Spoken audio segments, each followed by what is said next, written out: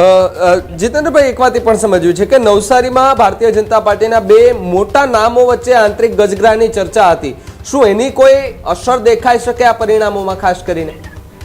હા, ચોક્કસ. નવસારી જિલ્લાના જલાલપોર તાલુકાના ધારાસભ્ય આરસી પટેલ અને સીઆર પાટીલનું જે ગ્રુપ છે એમાં ભુરાભાઈ સર જિલ્લા ભાજપ પ્રમુખ છે અને એમને વચ્ચે એક જૂથવાદ દેખાયો હતો. ટિકિટો વખતે પણ એક જૂથવાદ દેખાયો હતો અને ટિકિટ બાદ પણ જે જલાલપોર તાલુકા પંચાયતની 6-7 બેઠકો છે એ 6 બેઠકો પર ભાજપમાંથી જે લોકોએ રાજીનામા આપીને આરસી પટેલના કહેવાથી રાજીનામા આપ્યા હતા, સંગઠનમાં એમના મહામંત્રી એમને કહેવાતો નહીં મૂકવાને કારણે એ પૈકીના 6 ઉમેદવારો અપક્ષ ઉમેદવારી કરી હતી.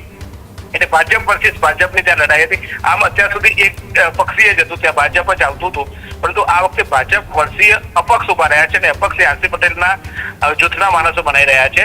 એટલે આ વખતે ત્યાં જે જંગ જમાયો એમાં કદાચ 1-2 અપક્ષો એ ચોક્કસ જીતે એવી શક્યતા પણ જોવાઈ રહી છે.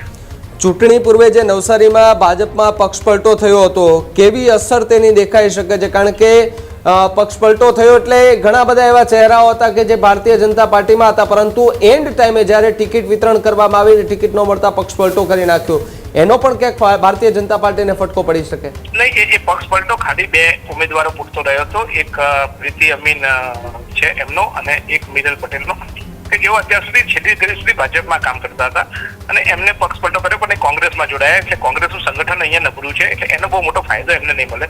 જો એ પક્ષ તરફ લડશે તો કદાચ એમને ફાયદો મળશે, પણ એ કોંગ્રેસમાં જોડાય એટલે સ્વાભાવિક છે કે ભાજપની જે વિચારધારા વ્યક્તિઓ છે એ વ્યક્તિને મત આપશે, પરંતુ જયારે કોઈ અન્ય પક્ષમાં જતા રહ્યા તો એ પક્ષને મત આપવા માટે એ વિચારધારાના કાર્યકર્તાઓ લગભગ નહીં થાય.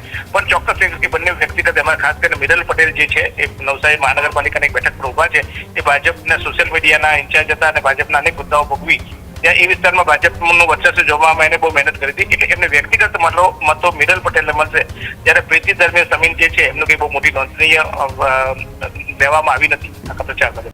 આ જ પ્રકારની તમામ અપડેટ જોવા માટે ન્યૂઝરૂમ ગુજરાતને લાઇક, શેર અને સબસ્ક્રાઇબ કરવાનું ભૂલતા નહીં.